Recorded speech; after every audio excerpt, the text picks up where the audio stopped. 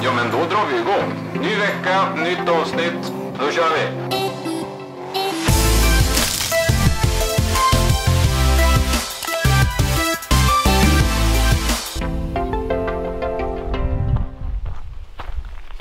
Halloj! Hej, välkommen! Tackar. Nu är jag tillbaka. Ja, trevligt. Idag ska vi titta på en Wolseley, en engelsman. En engelsman? Ja. Wolseley har jag aldrig hört talas om. Ska vi köra ut den? Ja, det gör vi.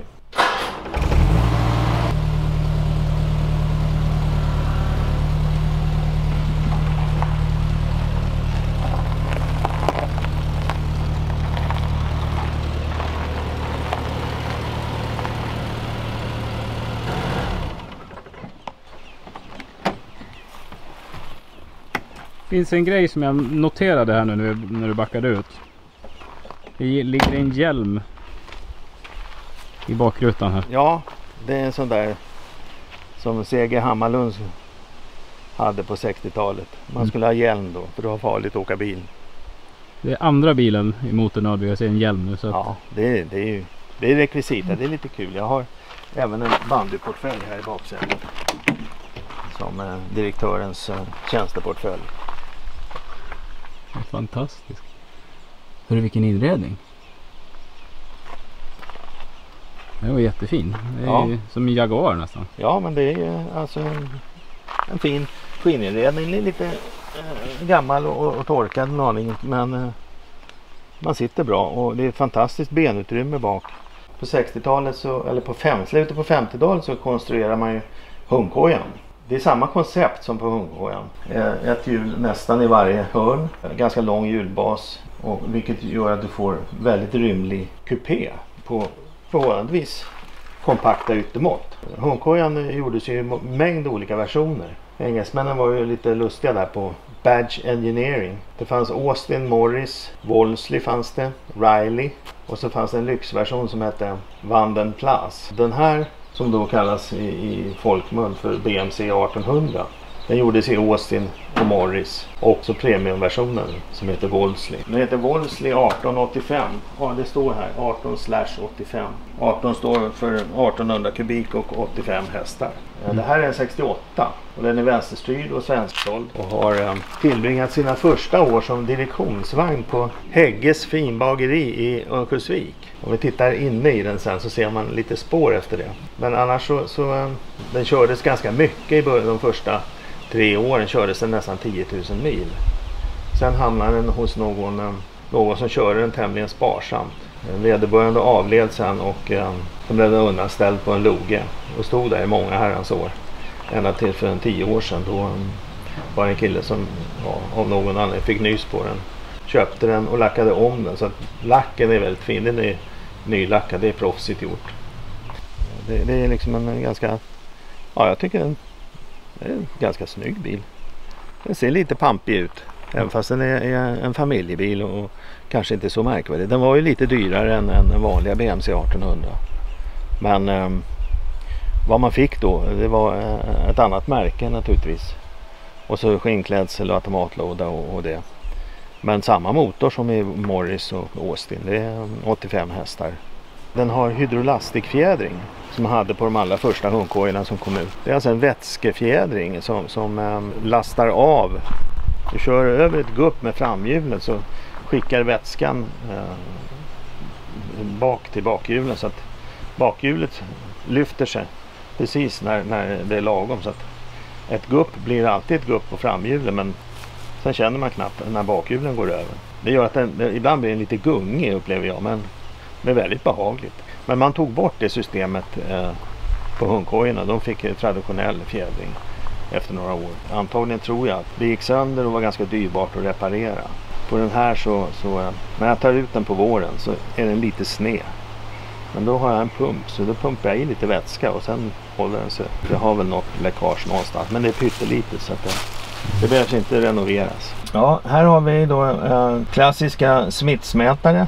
Tydliga och bränsle, temperatur, oljetryck, klocka och hastighetsmätare.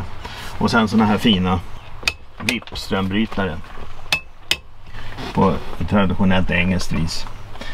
Här sitter växelväljaren till automatlådan. Lite udda i. Sen finns det några extra grejer här, men det är någonting från föregående ägares, eller många ägare före mig, som man antagligen satte dit. Det finns 2 stycken extra ljus i fram som vi kan titta på sen. De styrs från de här panelerna. Sen har vi den här intressanta grejen. Och som jag berättade tidigare så är den här, har den gått i Örnsköldsvik då. Och då satte man in, det här är ett extra värmepaket. Man kan slå på och få ofantlig värme i kupén om man vill det. Och det här gjordes någon gång precis när bilen var ny. Jag har ganska mycket dokumentation på bilen. Jag har ett kvitto som visar att det var en verkstad där uppe som monterade det här. Först tänkte jag att jag skulle ta bort det, men det här tillhör ju bilens historia, så det får sitta där. Bilen är köpt på Bilcity i Umeå den 9/5/1968. Av Hägges specialbageri. I Domsjö. Domsjö. Det företaget finns kvar. De tillverkar såna här konditorigrejer. Chokladbollar och dammsugare och sånt där. Så att det här visar att man fick garanti när man köpte den här. Om 6 månaders garanti. 6 månader? Ja, vilket man kan tycka att var ganska magert på den tiden. Ja, men här står det också att kraftpaketsgaranti, det var 3 års garanti på. Och sen kunde man välja till en speciell vagnskadegaranti då. Men det fick man betala extra för, skulle jag tro. Hur många finns det av de här? Jag vet att det finns ungefär 10 stycken. Varav 3-4 är i trafik. Här ser vi också märket. Car of the Year 1965. Valnätspaneler. Lätt patinerade men fortfarande vackra. Helljusomkopplare på golvet här. Som på 60-tal. Och handbromsen här i precis som man kan slå knät i det om man krockar eller någonting. Nej, det här är äkta skinn. Jag försöker hålla det vid liv genom att smörja det ganska ofta. Just för att det har torkat en aning. Men sköter man om det och smörjer det så kan man hålla liv i det här i många år framöver. Det var väldigt elegant, väldigt brittisk på insidan. Ja, det är det ju. Jaguar nästan. Ja, nästan i alla fall. En gammal hedlig Blaupunkt-radio från, som dessvärre inte fungerar, men den ser bra ut. Så kan vi kanske titta en skvätt på motorn. Yes.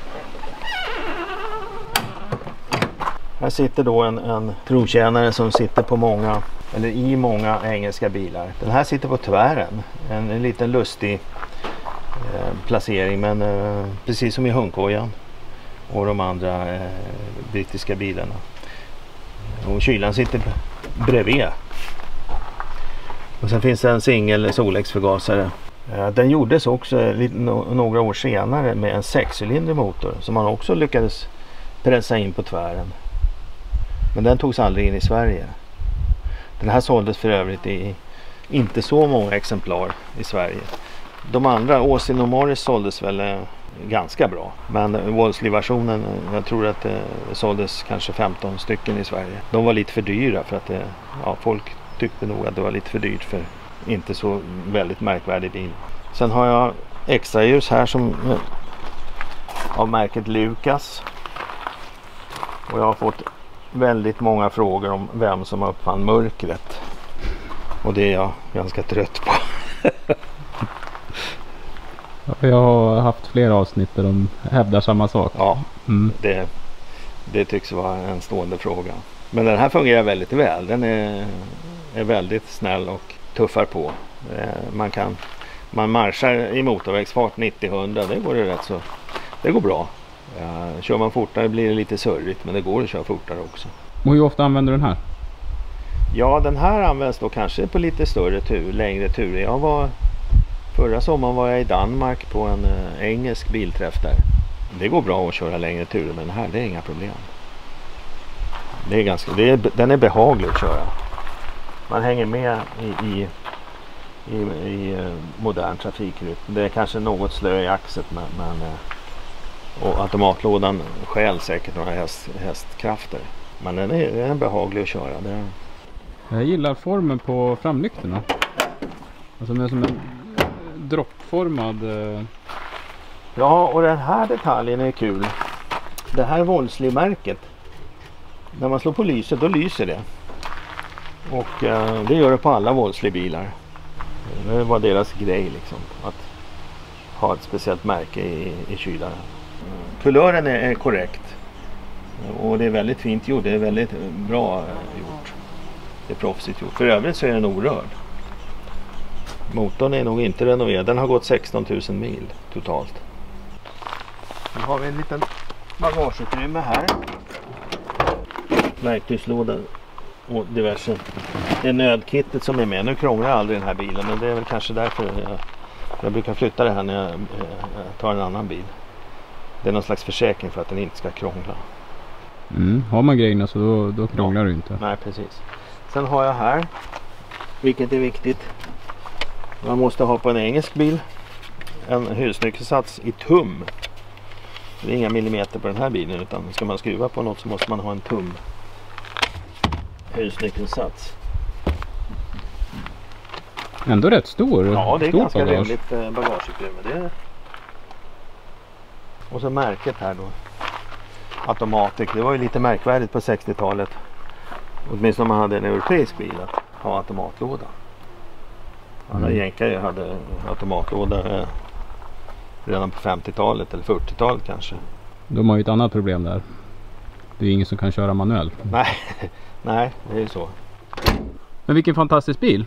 Ja, visst är den fin. Den är verkligen rolig. Det här är en keeper i mitt garage. Jag har en viss omsättning, men med ålderns rätt så börjar jag då kanske att lugna ner mig lite och behåller bilarna ett tag i alla fall. Hur många bilar har du ägt? Ja, det vet jag inte riktigt. Jag har inte räknat dem, men det är ganska många. Det är väl 15 stycken skulle jag tro. 20 kanske till och med. Utav alltså den här entusiastbilstypen. Ja. Men fantastiskt. Tusen Ja. tack för att du visade upp din bil. Ja, kul. Och på återseende. Det gör vi. Ja, bra. Hej.